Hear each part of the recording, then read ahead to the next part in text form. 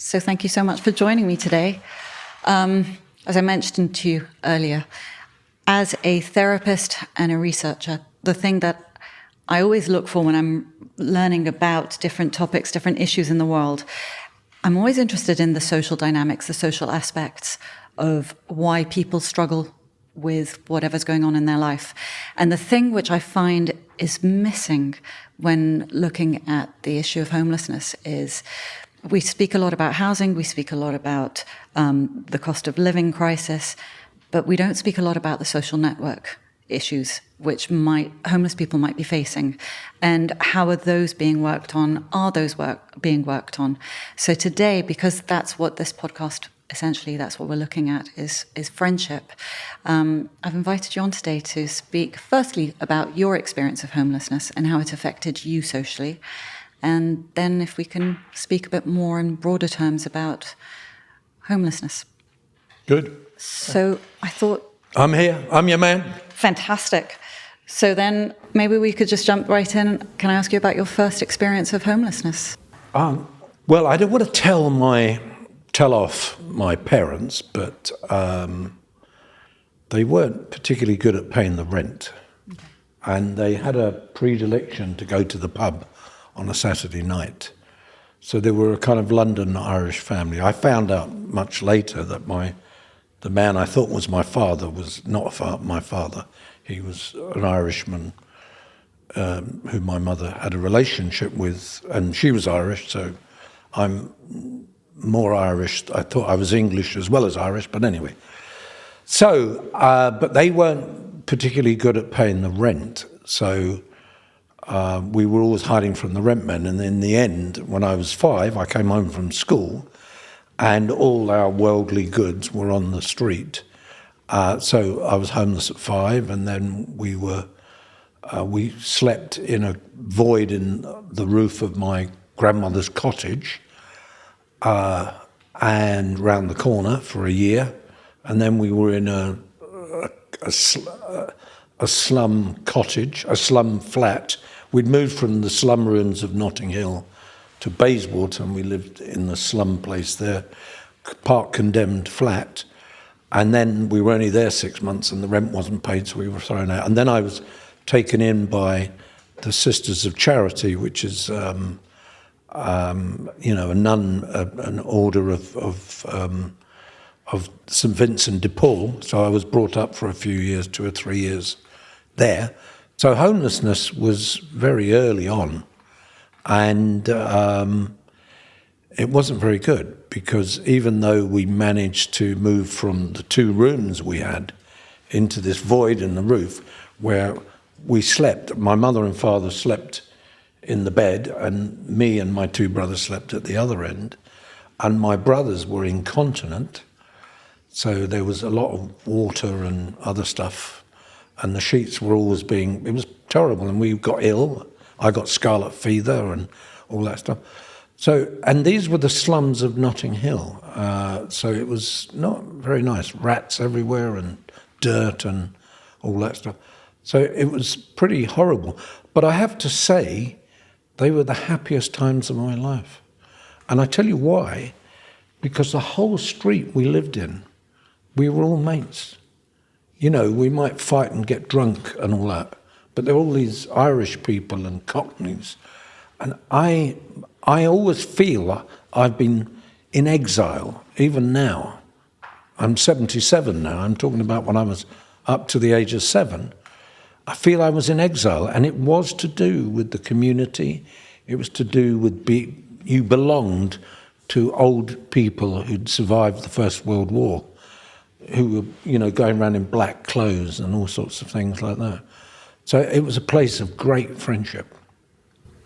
That's extraordinary, because at the age of 5 to 7, you felt like you belonged, so you already had that experience of community. Did you go to school? Did you have it there as well? Oh, yeah. That's the other interesting thing, because I had 2 older brothers who didn't want to go to school, and they used to run away from school. And when it was my turn to go, my mum was astonished that I wanted to go, but I think I had a passion to learn. And it was the best school I ever went to. So for the first 2 years of my schooling, I absolutely loved it. I learnt so many things. I could tell the time. In fact, I almost began to learn to read and write. But unfortunately, it all fell to pieces when I was 7. We got kicked out. And then we were taken in by the Sisters of Charity and put in an orphanage for a few years. And that's when my life really went downhill. And I became truculent and troublesome, and and they were always having to discipline me. And it was largely because I missed Notting Hill and my parents. And I didn't see my dad for 2 years. But did you find a common bond with the other kids? No, not at all. I was always fighting. I mean, everybody who was nice in the world also was a girl or a woman. So some of the nuns were very nice and some of them weren't. But I didn't get on with... I think it was then I started to be the kind of rather nasty little boy who was always, being a pain in the rear. Okay, so you're being a pain in the rear and you're not getting on with the other kids. Did you... And not getting on with my older brothers, because my older brothers, who were 2 and 3 years older than me, they joined the system. So they worked with the nuns because they were old enough. So did that annoy you? I just thought they were traitors. And I didn't like them. I didn't like the fact that they were in with the system. Okay, so then talk me through what happens next. You're an angry boy. You're living with the nuns. You're in this orphanage. You are isolating yourself from everyone else around you because you miss your old life. Then what? What happens next? Well, I mean, that went on for a few years. I think it was two and a half years. And then, lo and behold, we got a council flat in Fulham, where Fulham meets Chelsea on the King's Road, the new King's Road, that area. And we're all back with Mum and Dad. And there was another couple of kids, so there was 6 boys then. And I thought Fulham was... I was in exile from my uncles and aunts, the Irish ones in Notting Hill. I was in exile, really, from the community of Notting Hill and the Cockney Irish thing. I didn't like Fulham. I didn't like school. I started getting into trouble at school, and I started to fight with teachers and stuff like that, and I got into trouble. And then I got involved in shoplifting and stealing bikes and trying to steal cars, and then I kind of got into lots of terrible little things, started fires. All on your own? No, with groups. I mean, it was so interesting that I kind of gathered around me a group of people who weren't very nice, and they were like me. They were just troublesome. And they would do things, they'd walk into somebody's house and do things. I remember I didn't break into this girl's house, but it was somebody's girlfriend, and we climbed in through the window. And I remember then that I wasn't like them even, because one of them, there was a bucket on the stairs, and he had a shit in the bucket, where the woman was washing, and I thought this was perverse. So then I kind of drifted away from them. I got arrested for housebreaking, because one of us had stolen some money, not me. And I thought, so I distanced myself from them, because they were it was just a kind of little mad posse of troubled people, and I didn't like them anymore. And then I started fighting with them, and then, it was chaos.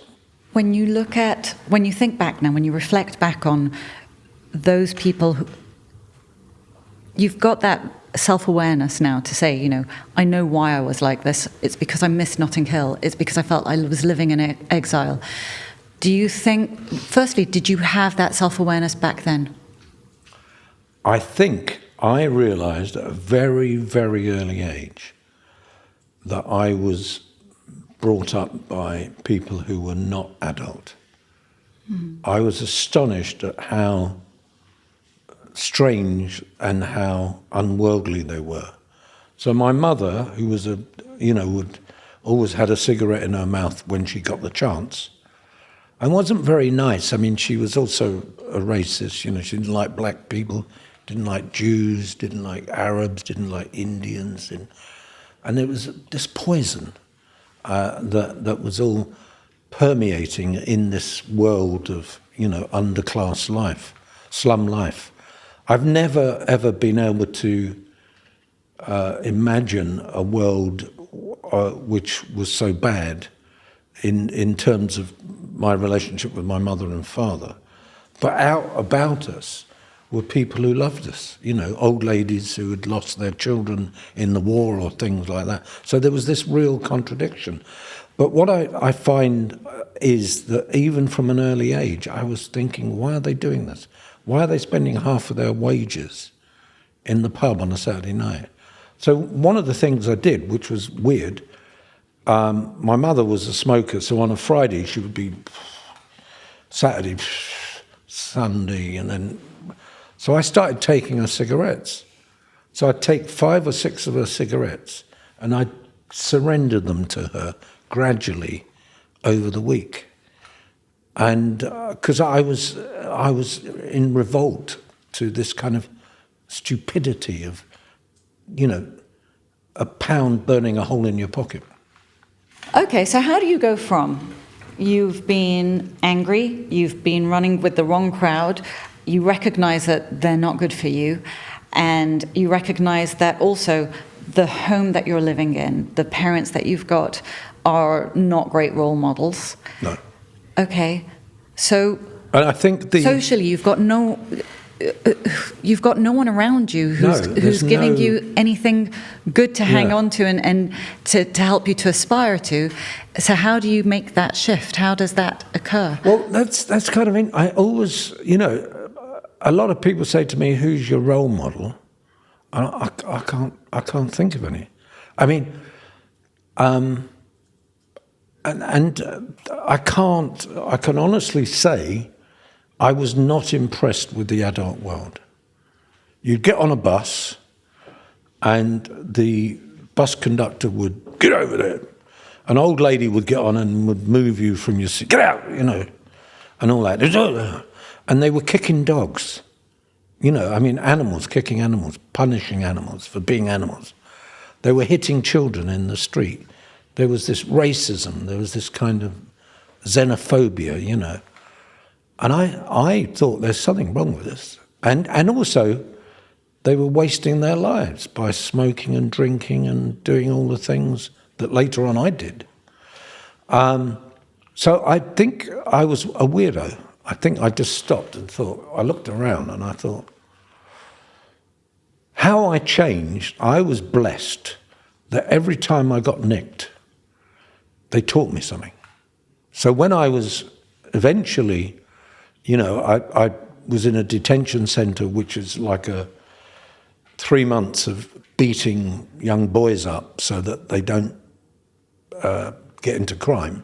And it's all ex-soldiers. Get up in the morning, 5:50 in the morning, lights out at 9:30, locked in a cell, you know, an hour and a half's exercise before breakfast and all that. And, you know, showers where you go in and, you know, all the boys, they just throw bars of soap at you and, you know, everybody's washing and there's no privacy or anything like that. And so but I learned things. I learned to be tougher. I learned, physically stronger.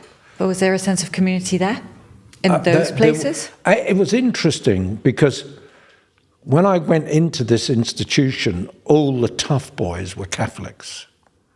So they looked after you. And then the Catholics went, and then you were on your own. So, and there was camaraderie, you know, there was... I mean, I made numbers of friends who became my mates, and I saw them afterwards. Unfortunately, whenever we met, we always did something wrong. Okay. And, stealing or something like that, nicking cars and all that stuff. But we were mates. But what was happening, when I left school at 14 because they signed me off the register and said, look, we'll fill in the register, but you don't have to come to school. And that happened when I was 14. And so for the last 6 months of my school life, I wasn't at school.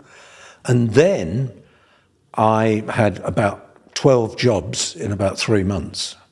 Just boom, boom. The shortest job was 2 hours and the longest was about a week and a half, And then I got nicked for receiving money under false pretenses because my mate had robbed his grandmother's flat and stole her savings card, and he wanted me to cash it, so I cashed it for him. Then he didn't get into trouble, I got done. Then I went on the run and slept for the next 2 or 3 months, rough sleeping and avoiding the police. And then when they got me, actually the interesting thing, maybe you don't want to hear this, but when I was arrested, I was wearing girls' underwear. No, you have to tell me. Because a couple of days before I got arrested, I was begging, and these 2 young girls took me home, young women, took me home. This was in Chelsea, and they took me home and they bathed me, and then they threw my underwear away and they gave me these pink knickers with little bows on. So when I got arrested, the police they had a great time. What was so interesting also, because I was a storyteller, the coppers loved me. So it was a wonderful, these 2 coppers who were looking out for me. The detectives who'd picked me up had beaten me up because I'd run them ragged because I'd disappeared for 2 or 3 months. But, it was a camaraderie between us and them. So there was a kind of joy almost, because they were used to kind of people coming in, and it was me telling stories and all that. But anyway, I then went to this institution, which was called a reformatory, and then I ran away from that, and we stole a car with this other bloke, smashed it up at 87 miles an hour, a little sports car, and then they put me in prison. And in prison, that's when I really worked, I was only there a couple of months, and I learned to read and write almost instantly. I knew dyslexia is one of the things that I think I had. Mm. And dyslexia is where you know the big words, but you don't know the meaning of the sentence. So I stumbled through my education. And when I was in this boys' prison, Ashford Boys' Prison, the screw gave me a book, and he knew that he said, and then he said, write down all the words, underline all the words that you don't understand. And there are all these little words like there, when, therefore, and thorough, and not the big words, Constantinople, New York, or whatever. So he explained things and explained the structure of the set. It was the first time I could tell anybody I could read something but not understand it. And it was brilliant. So every time I got nicked, I learned something. I went back to this reformatory, and after they'd punished me for a while, they then said, what do you want to do in the evenings? And I said, I want to draw and paint. So I started writing stories, writing poems, crap poems, very bad poems. And I started painting and drawing. And within about a year, I was convinced, because I've got delusions of grandeur as well, I was going to be the world's greatest painter. So I built up this enormous portfolio. And when I came out at the age of 18, I walked down the road to the Chelsea School of Art, and I got in. So I became an art student. I was out of Nick about 6 months, and I was an art student in with all these middle-class people who all had largely grammar school or public school. And I was in this totally different world. It didn't last, because I got into trouble. I mean, I met a young lady and got more interested in her than art, and then got into more trouble and then more trouble, and then fell back into being chased by the police and not appearing at court and all that. And that went on probably for about 7 years. I hid from 1967 at the age of 21 until I was 27.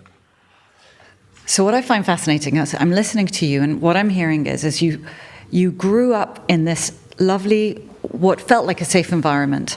And then as you go in and out of the different experiences that you've had, for as much as you hated the adult world, it seems as if you were most at home with the adult. Well, the adult world is the one which gave you the most grounding as a child through your teenage years, because every time you were with people of your own age, because of the circumstances, you were falling into trouble.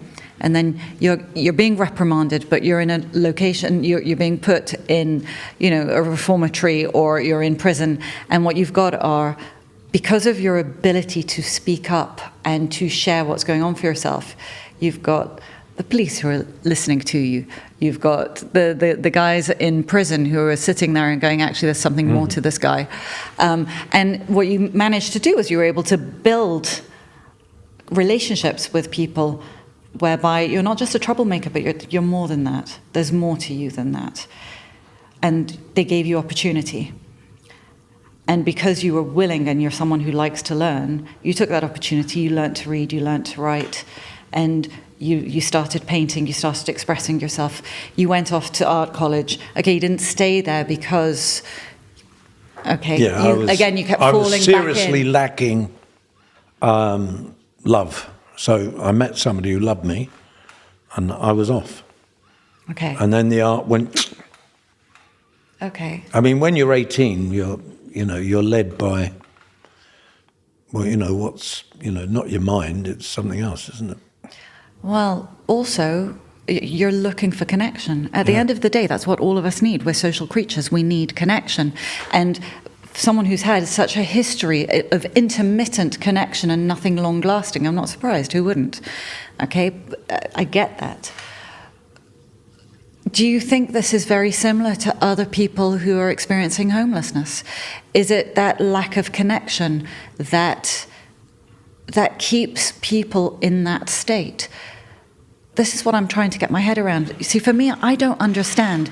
You were 5 years old. Your parents didn't pay the rent, but you had a community around you. Where were they? Why? How does it? Is it because they didn't have the capability to help you themselves that you ended up in an attic and then ended up going elsewhere? I don't understand. How does homelessness persist? How does it happen? Well, people have said to me that what we need to do is build more social housing in order to end homelessness. And I always say, let's build more social housing. Let's build affordable housing, call it what you want. I said, but the point is, I've never met a homeless person whose problem was they didn't have a home. What I found was that they had enormous problems. And it's the early years start, it's the start. It's the fact that there's no proper nurturing. There's no love, there's violence, lots of domestic violence. I mean, I watched my mother being beaten shitless by my father, or the man I thought was my father. I watched that, it was terrible. And when I was in a position to do something about it, when I was 18 and I'd come out, I mean, I gave my dad a kicking and he never touched my mum again because I stamped on him and I said, you fucking hurt her and I'm going to fucking hurt you. So I pulled, I took the bully's card from him and he never touched her again. So there are all these sorts of things. And the children, I mean, I don't believe that anybody in prison, with some rare exceptions, should be in prison. We should be imprisoning society for allowing our children to be vilified and abused. And this is, the parents are not even aware of what they're doing, because all they're doing is passing on.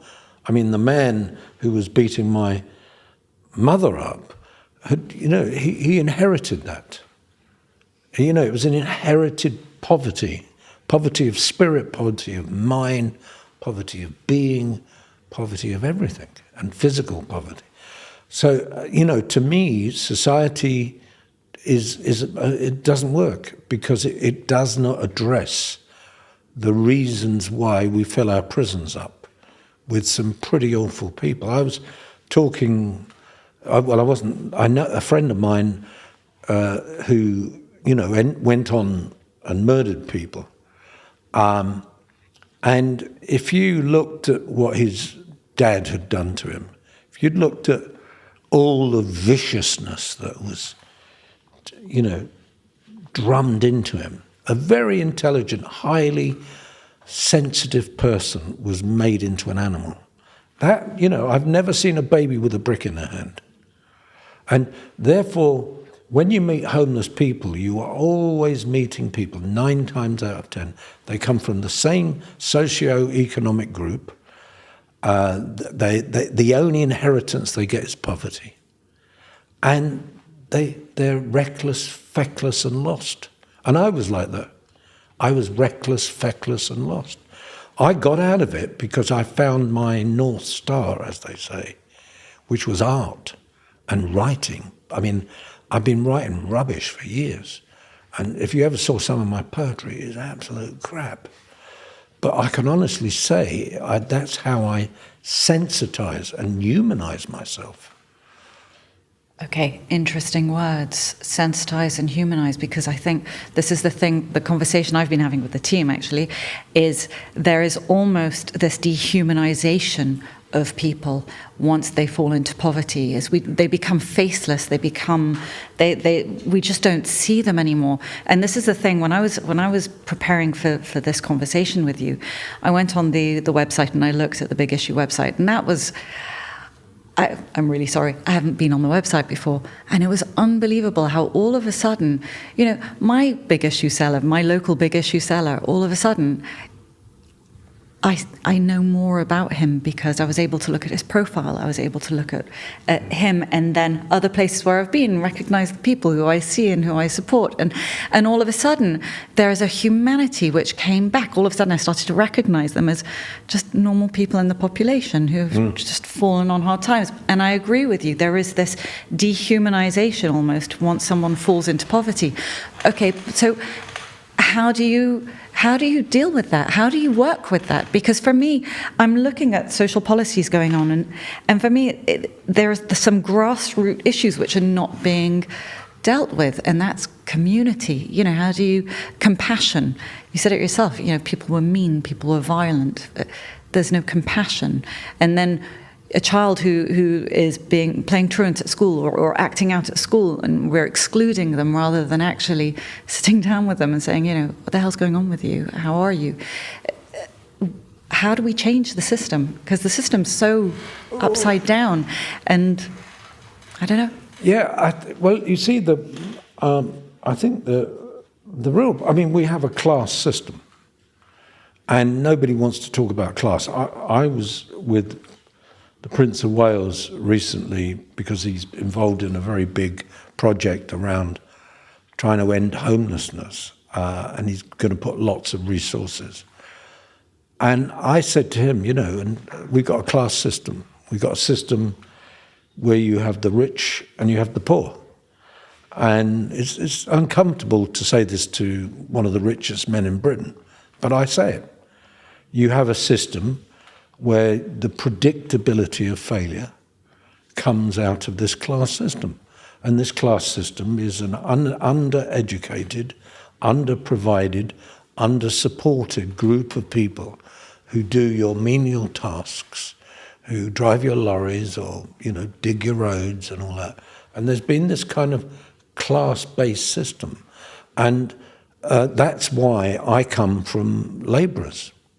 I come from farm labourers in Ireland, and and I come from, road labourers over here, So, and that class system, they try and hide it. The Labour Party tries to pretend that they're for the middle classes as much as the working class. But, and the Conservatives think that there's nothing wrong with poverty because, if you're brave and strong, you can get out of it. And they always look at me and say, oh, look at John Bird, he got out of it, and all that. But most people don't fall far from the tree. Even Boris Johnson has never fallen far from the tree. Well, you look at it, somebody who comes from poverty, they're not going to fall far. I'm one of those strange people that's leapt from the base of the tree, and I'm 10 trees down. But I'm still controlled by that early, the early days of my life and all that stuff. So the thing is, you have to attack the class system. And to attack the class system, you then have to look at those early years. You have to look at why is it that some children will only get a poverty of thinking, a poverty of experience from their parents, because that's all they've got to give them. And often they will give them the means of making themselves immune to suffering. So they'll toughen them up. My dad, or the man I thought was my dad, was always saying, if I came home with a black eye, he'd almost want to give me a black eye. What are you doing getting a black eye? And I'd say, I got attacked. Well, he'd get out there again and beat them all up or whatever. So he was trying to create an armor around me, because that's often the only way that you can survive poverty and the rejections that go with it. But back to homeless people. Virtually all of the homeless people I know, as I said, they're like, homelessness is the tip of the social iceberg. If you look at it, you say, oh, they don't have a home. Well, that's the trajectory of their lives is almost determined that would be one of the things they wouldn't have. But the other thing, of course, which we fail to really understand and really is that we live in a low-wage economy. Britain is one of the lowest wage economies in the metropolitan world, and it's a low investment economy. So our investors invest in jobs where cheap jobs, cheap things. You look at all the expansion that you've had on the internet, it's nearly all produced low-wage jobs. Some jobs, some posh jobs, but it's driving a van. It's making a delivery. If you took vans and delivery out of Amazon and all these other people scooting all over the country, what have they got? It's low-wage economy. So they need, in a sense, all they need is people who can find their way on a sat-nav. So there is this kind of built-in classness. You produce people to fail in everything other than the most basic thing, which is to dig a hole in a road or drive a van. And until we challenge that, because that is and I'm not speaking as a kind of revolutionary Marxist, I'm speaking as a practical person who has spent 32 years running the big issue and spent many decades before reflecting on homelessness, reflecting on poverty, and concluding that until we, in a sense, turn the world a bit upside down and invest in the poorest amongst us. The other irony is, this is the biggest irony. When I was 16, I was in an institution that cost 3 times what it cost if they'd put me into Eton. Eton was about £23 a week, and where I was about 65. So the thing is, the poorest amongst us often cost much, much more. So it is even bad capitalism. It's bad arithmetic. 40% of all the money that the government gets goes into maintaining people in poverty. I agree with you. The system needs a huge change, but the thing which I keep banging my drum at is, and you've said it yourself, you're not going to get change if you don't help. And you can go in at any level, the grandparents, the parents, the kids, but there is that inherited trait, as you said, the anger, the whatever you want to call it, the issues that are there, which each generation is passing on to the next generation. At some point, you need a pattern interrupt, something which is going to stop it so that we can help. So we can, for me, the way you change this is by changing the way the whole community works. If you've got a community who believe that they will never have and they will never attain, they're never going to get, because they're not going to know how to do it. And it's, how do you change that? As I said, for me, I've had a couple of experiences with homelessness. Not me personally, just people around me. And this kid who chose to sleep rough. Another one, a family who lost their home and were struggling to speak to the other family members to get the help that they needed. And luckily there were other friends around who were able to support them. But there are social issues there. There's whatever it is, whether it's anger, pride, a feeling of I'm not of lack of self-worth, I'm never going to achieve it, I can't do it. All of these seem to be inbred in the lower classes, as you would say. How do you deal with that? Surely that needs to be changed as well. Yeah. It's but it's not going to. You see, the problem is that the reason government is important in this, and this is why I went into the House of Lords. I went in to dismantle poverty. I didn't go in to make the poor more comfortable. And it's, you see, the way the government spends its money is it often spends its money in the emergency. So they're always dealing with the problem. Yeah, they're reactive rather than preventative. So Johnny Bird, or Tony Bird as I was then, he's a naughty boy, so we grab him, we take him off the street, and we put him in a place, and we spend a fortune on him. And then 2 years later, we let him out. And he goes back to the humdrum, no one's done anything with his psychology or his mentality, and he gets into trouble again. So, and then they grab him and they spend more money on him. And that is what they're doing. It's the same as the NHS. The NHS is not a national health service, it's a national sick service. And that is unfortunately the thinking. The problem is that thinking costs too much money and is not therefore useful, so that it's not preventative. They don't prevent the problem. 80% of all social intervention money in the world is spent on emergency and coping. Very little on prevention and nothing on cure, worth talking about. So you need to change the psychology of thinking around government. And unfortunately, the people who get the job of government are politicians. And politicians themselves are quite ordinary people. They're either, estate agents or they work in PR or something like that. The House of Commons is full of people whose trade, you would find it difficult to describe how they made their money. And it's, people like Boris Johnson, so full of themselves and so kind of, uppity, and he's only there because his dad spent a fortune on putting him into the posh school so he could then go to the posh university, so he could then pick all his posh mates who were there for him, his friendship, build his network.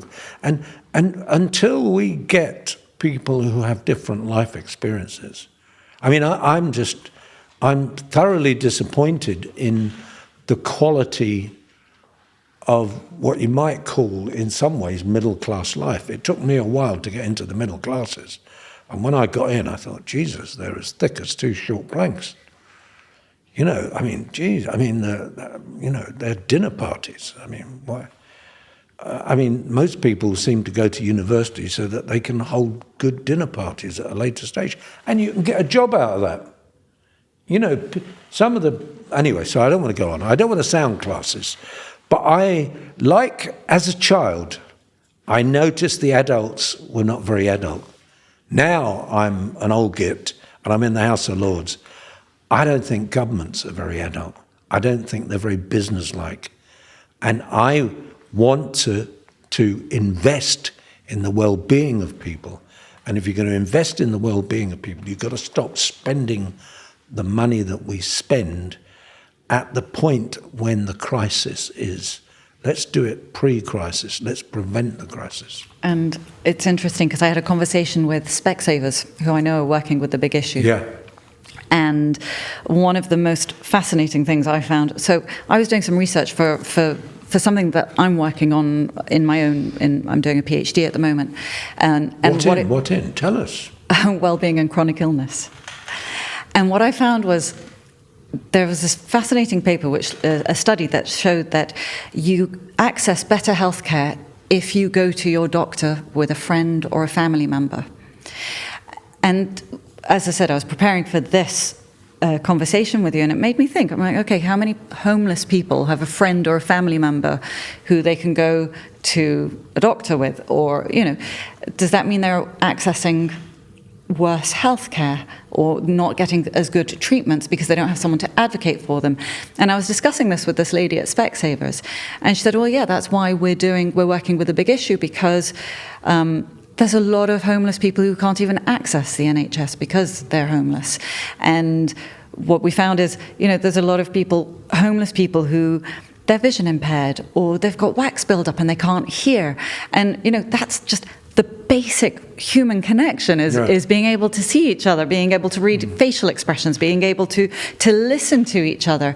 How do you enter society? How do you build those incredibly important social networks if you can't even do that? And so she was telling me about how Specsavers are doing that with big issue sellers, and they're hoping to work with more people who are homeless, which I found fascinating. But it's how do we get more of that? How do we get more of those social actions to help people to connect better? So on a purely basic level of being able to see and hear, but then to be able to speak more openly, to be able to be kinder to each other. And yes, government will have a role, but do we always have to lay it at the feet of government? What about just the general society, the general public? Yeah, well, yes, I agree with what you're saying. But the reason you've got to bring the government in is because the government is maintaining a lot of people in poverty, not getting them out of poverty or even preventing them. So we need that.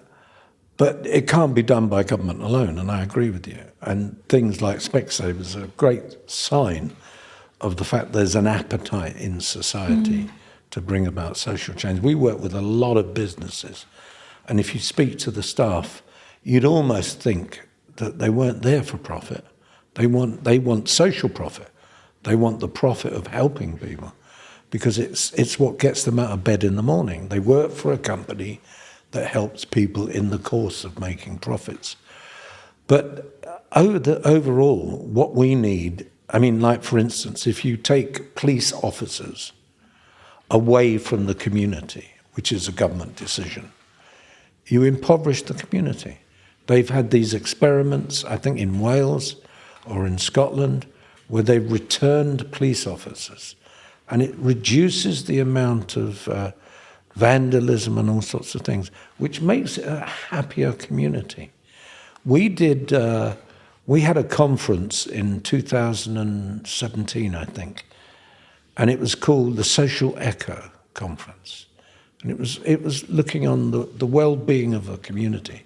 So we went to Northampton, and we got a number of partners there, people like Carlsberg, the biggest employer in town, Nationwide, another big employer, lots of small little organisations, sandwich bars, we got the university. And we said, what we're going to do is help you have a healthier community, a better community, a community of well-being. And we're going to start with the simple thing of money. So we started with money. So what we did was we introduced the housing association to the estate agents. What would you do that for? Now they could be nice to each other and share sandwiches, or what about doing something practical? So the housing association, 70% of their tenants are unemployed, out of work. And they want to grow, they want to do more and more business. They have to buy big rotavators and big things to cut the grass and all that, and they have to paint doors. And so they're a kind of little building and a maintenance business. The estate agent has 150 buy-to-lets, and they get £100 a month or whatever to look after these buy-to-lets. So they have an appetite for the services, so we put them together. And that creates a niceness, it creates a kindness, because you've got two people who want something from each other. The problem with a lot of voluntarism is you've got one lot of people who want to do something for another lot of people. And I always say, if you've suffered some kind of tragedy, go out and help somebody. You know why? Because you become equal. You've got the person with the problem, and you yourself hold a problem. And the problem you hold is the tragedy of your loss, or whatever, or the fact that your husband or girlfriend or whatever has run off with somebody else. So you've got an equality. So you both need each other. That is the most wonderful way, in my opinion, of creating well-being. We got the local hospital buying bread from a baker's, and the baker's was run by a woman who'd suffered domestic violence. And virtually all of the people working there were people who'd suffered from domestic violence. So 9,000 loaves a month were bought from this baker's rather than buying them from an estate, an industrial estate in the north of England. So what you do is you bring, it's the well-beingness, it's the kindness, it's the niceness. And unfortunately for us, it only worked for a while because a lot of this is based on personality. If the personality changes, the guy you're working with at the university leaves. So now we've got a problem because we want to go back and do this. And we have to say, how do we get beyond ego? Because it's the ego. I'm going to drive this. We need a lot of Johnny Birds. But we don't need Johnny Birds. We need the people who are going to do it when Johnny Bird's gone off and done something else. No, but it is. It's finding those people who are willing to be friends to the cause, almost, where they're doing it because it's just a nice thing to do. It's the compassionate, but you also get something from it yourself. We know just on neurobiology, every time we do something good, we get a kick of dopamine. We feel good about ourselves, and that actually makes us want to do more good in the world. So everyone wins. So it's, for me, as I said, I always struggle when it comes to homelessness. I always struggle with this because I don't understand how you get the way out without. You need government, absolutely, but you also need society. You need society. Yeah, but can I divide it between two things? Yeah. One is that you have to provide an enormously supportive system for people in the sticky stuff now. And that's what you're talking about. Yeah. And what I'm saying is, I went into Parliament to prevent people needing to have that support. So you've got to do the two things at the same time. The big issue has grown up in the emergency. So it's about the emergency and the coping, helping people, and hopefully some of them will get to cure. But until we start trying to turn the tap off, which is why I'm in Parliament, but I know darn well I can't, if I meet, I was with a homeless guy on Monday who's an artist as well as a number of other things. who can write and all sorts of stuff. You know what he lacks? He lacks family. He lacks love. He lacks friendship. Yeah. And we give him that. In some weird sort of way, I'm his dad. I'm his elder brother. I'm whatever. I'm the person there for him who, because it has not been provided by, the people who he grew up with. And that is one of the major things that we have to address with the people in the crisis. We cannot ignore the problem as it is, but at the same time we have to create the intellectual energy to turn the tap off. So the thing that you have said repeatedly, which I think is probably the thing as a social psychologist is picking up on the most, is that the people who are homeless very often have been deprived of love. They've been deprived of care. And as I said, this is a podcast which is essentially about friendship. And if you don't get that from your family, then you look for it in your friends. And if you're not getting that from your community and your friendship groups, then you're going to struggle. If there was something that my audience could take from this, what would you want it to be? If there was something that, the average person on the streets who doesn't really, at the most, they come out off the tube, they see someone who's homeless or a big issue seller, they don't know what they can do to help. What would you say? What would you do? Well, that I often get accused, maybe not accused, but praised, especially in the early days of the big issue. We took some very rough, Rabelaisian type people, and we seemed to calm them down and make them a part of the community. Mm. And often people say, John, how the hell do you get them so well behaved, so honest, or so straightforward, so accommodating, so thoughtful? They'll wish you a good day even if you don't buy the magazine. And they think, and I say, it's nothing to do with me. I said, it's you. I said, what do you mean? I said, well, I'm blessed because I've got, 10,000 amateur psychologists every day going and talking to the big issue vendors and recognizing their humanity by talking to them. I used to be a beggar, and most of the people we started off when we started the big issue, they were beggars. And what's interesting about a beggar is the first thing a beggar will do is exaggerate their circumstances. Now, their circumstances are often terrible, but they'll make it even worse.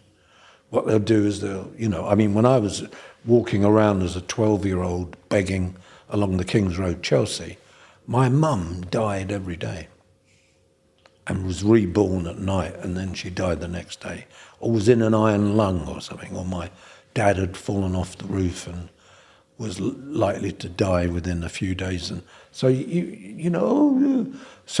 so you never get close to beggars because they've always got the brand, which is themselves. They're like a little mini brand, and they're selling that. Now, what we try and hopefully do in the big issue is people will talk to a vendor and they will get some spirit of humanity because they feel, I'm talking to this guy, he's an equal, or a girl, equal to me.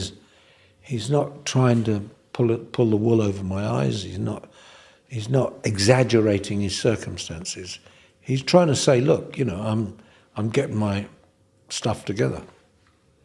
And what I think more than anything is we need people to connect with the big issue. We need people to buy the paper.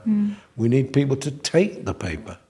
Because by taking the paper, you help them. Because if you say, oh, forget about it, here's the money, then you're turning them back into a beggar. So I might as well not have bothered. So it's a pity purchase you're turning into. I want you to buy that magazine and I want you to read it. And I want you to enjoy it. And if you don't, ring me up and I will, if you fill in about 7 different forms and, and I will return 50% of your money. No, I'm joking. But the point is, what is interesting is it's the collective involvement. But I also want you to wake up to your listenership or readership or whatever. I want them to wake up that we've got some pretty poor quality politics going on. We've got to get beyond the personality. We've got to get beyond all of the slagging off. Most people define themselves by the failures of others. And we've got to get beyond that, because that is very negative. 100%. Thank you so much for your time today. You've helped put things in perspective for me. For me, as I said, I'm always battling with this. When I walk past someone who's homeless, very often now, I will stop, I will talk if I've got the time. I find it important that they experience connection in the way that I do.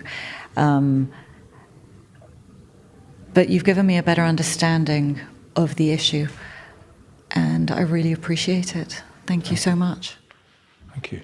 And I've enjoyed, as I always do, talking about one of the most incredibly exciting things about the big issue and the work that we do is that we can demonstrate you can bring social change in the lives of people who are abject and broken, and we can, improve their lives and give them a good day. But at the same time, as I say, and I will say forever, we have to turn the tap off at the same time. You've done it in a clever way. You've created a sense of community. Homeless people are very often these very isolated individuals that you see on the streets, and what you've done is you've created a community, a place of belonging, where they are able. We know that that's how we excel as human beings. That's why we are social creatures. We do better when we are together rather than when we're apart. And what you've done is you've created this space for lots of people to come together, and through that strength, they're growing. So commendable, amazing. Thank you. Thank you. Thank you so much for listening today, and thank you to Lord John Bird for a really enlightening conversation. I think really what I take from this conversation is the fact that our well-being isn't just supported by our friendships, but the broader social networks and just the compassion of the society we live in. I'd love to know your thoughts about today's conversation, so please do leave me some comments. Please like and subscribe to the podcast. And if there's anything that you're interested in, any topics to do with friendship which you think you'd like me to broach, reach out, let me know. Thank you.